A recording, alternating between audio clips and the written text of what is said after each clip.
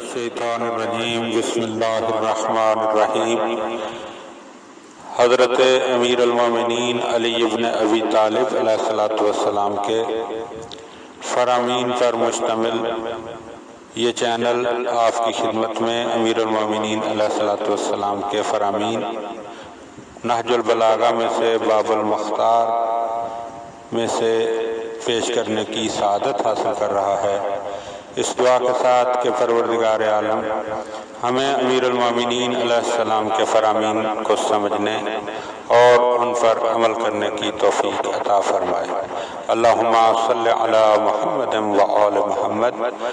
نہج البلاغہ باب المختار میں سے سرکار امیر المومنین علیہ السلام کا دوسرا فرمان، وقال علی علیہ السلام اذرع بنفسہ من استشعر طمعا۔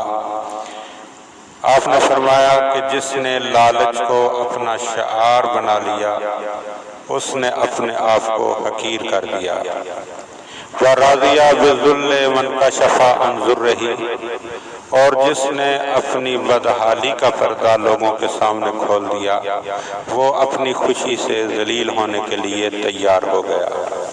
وَحَانَتْ عَلَيْهِ نَفْسَهُ مَنْ أَمَّرَ عَلَيْهِ لِسَانَهُ، اور جس نے اپنی زبان کو اپنے اوپر حاکم بنا لیا اس نے اپنی دل کی حکومت کو کمزور کر دیا۔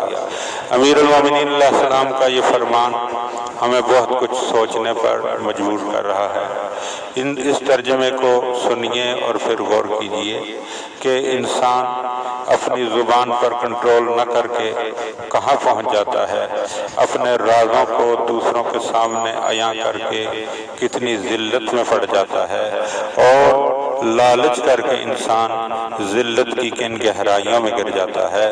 خدا بند عالم ہمیں ان فرامین کو سمجھنے اور ان پر عمل کرنے کی توفیق عطا فرمائے۔ اللہم صلی علی محمد و آل محمد۔ اعوذ باللہ من